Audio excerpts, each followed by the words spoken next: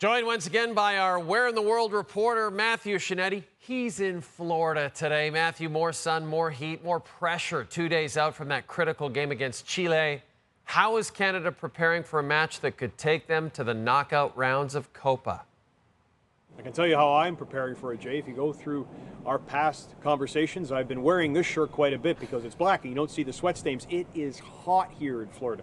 I almost feel like I should have a weatherboard behind me for this trip, really a tour of heat going from Atlanta to Kansas City to here. And it will be very humid going into that game, again pushing into the 40s when Canada faces Chile. The one thing, though, that Jesse Marsh has tried to do, as much as he has put the hammer down on his team, and there have been tremendous fitness tests in the heat in the various places Canada has been, the next couple of days, he's going to pull back a little bit, and he kind of has to. There was such workload against Peru. Canada had an off day yesterday. A lighter training session today, especially for the players who've given Marsh major minutes. So, yes, the game is so important, but you got to balance that recovery, rest and hydration, and get ready again. What are the players telling you, Matthew, about their mentality approaching a massive game that could be, another benchmark moment for this Canadian men's national team program? Let's focus on the opponent first, because Chile is that important. They have such heritage, such quality in this team.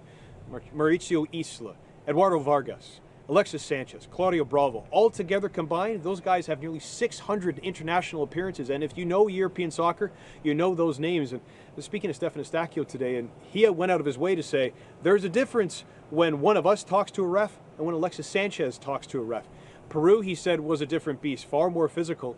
Chile will be savvy, especially knowing the situation.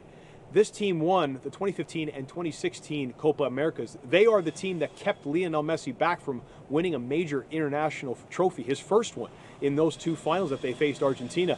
And the one thing, the understanding of the Canadian men is Chile is not going to want to go out of this tournament at the hands of Canada. So the team, even though technically it does need a draw, in the unlikely event that Peru were to get an upset win over Argentina and Canada gets a draw, Canada would then be eliminated. But the team is facing this like a must-win, but they know after all the rough stuff they handled against Peru, they're going to have to be much more savvy against Chile.